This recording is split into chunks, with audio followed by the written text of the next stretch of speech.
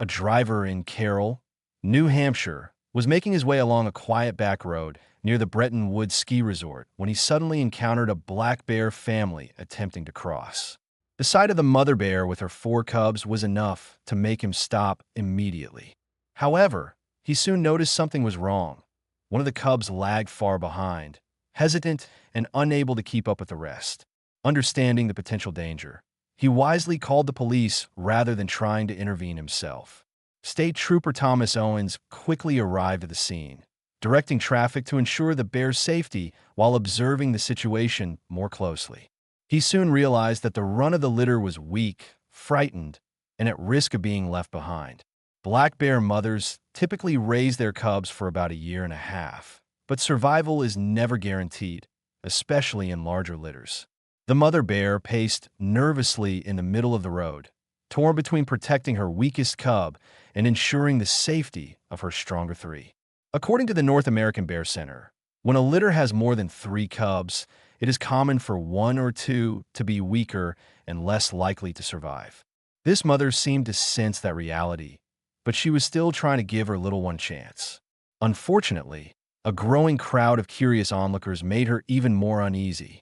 Black bears generally prefer to flee rather than fight when threatened, and the presence of people gawking nearby likely pressured her to move on with the three healthier cubs, leaving the weakest behind. Trooper Owens refused to let the abandoned cub face such a grim fate. He contacted Fish and Wildlife Services, who arrived to carefully transport the young bear to a rehabilitation center in Lim, where it would receive medical attention and nourishment. To everyone's surprise, officials soon realized this was not an isolated incident. Just a day earlier, another cub had been rescued in Carroll under nearly identical circumstances. After some investigation, authorities confirmed that both cubs came from the same extraordinary litter of five, a rarity for black bears, who usually only have one or two cubs in their first litters. This meant the mother had already done an incredible job keeping all five alive and safe since January. But eventually, she could not manage the burden alone.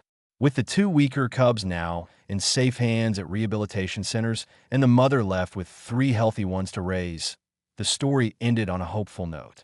Police praised the mother bear for her efforts, reminding the public that even the fiercest mothers sometimes need help. They also used the event as an opportunity to warn people against feeding or approaching wild animals, no matter how tempting it might be.